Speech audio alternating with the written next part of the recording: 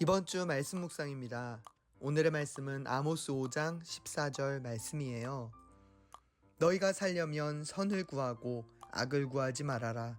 너희 말대로 주 만군의 하나님이 참으로 너희와 함께 계실 것이다. 아멘. 샬롬!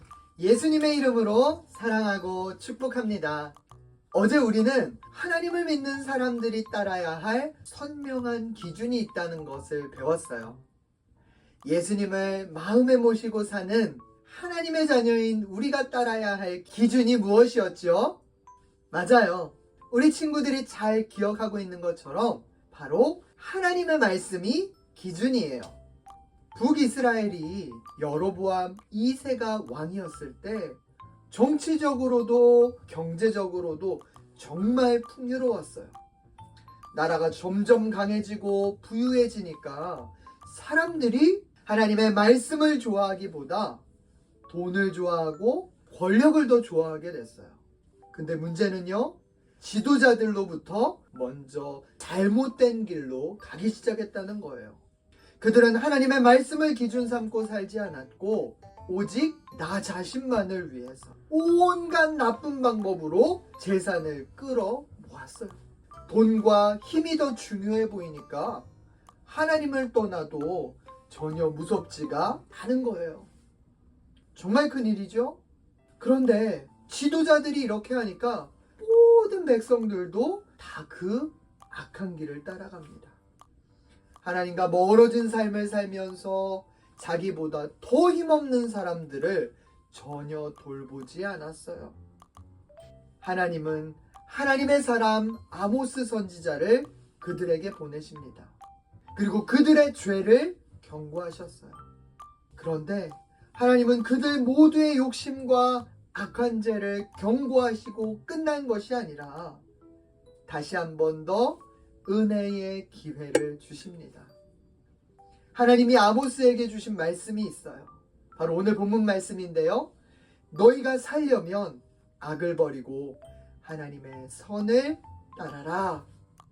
하나님은 지금도 우리에게 바라시는 것이 있어요. 하나님의 말씀을 삶의 기준으로 삼고 하나님의 뜻을 이루며 선하게 살아가는 일입니다. 예를 들면 친구가 나쁜 일을 하려고 할 때 나도 그냥 모르는 척하고 따라가는 것이 아니라 하나님의 말씀, 하나님이 기뻐하시는 정직한 행동을 선택하는 거예요. 하나님은 우리에게 선명한 기준, 말씀을 주셨어요. 그러므로 우리 어린이들도 말씀을 따라 학교에서나 집에서나 친구들과 함께 있을 때에나 날마다 선하게 살아가고 예수님의 사랑을 전하고 나누는 복된 삶이 되기를 간절히 축복합니다. 그리고 그렇게 살아갈 때 하나님은 우리를 하나님의 자녀로 품어주시고 하늘과 땅의 놀라운 축복을 채워주실 줄 믿습니다. 그렇다면 이제 오늘 말씀을 마음에 새기면서 목사님을 따라 크게 외쳐볼까요? 하나님의 말씀을 기준 삼고 하나님의 말씀을 기준 삼고 선하게 살아가요. 선하게 살아가요. 아멘. 아멘.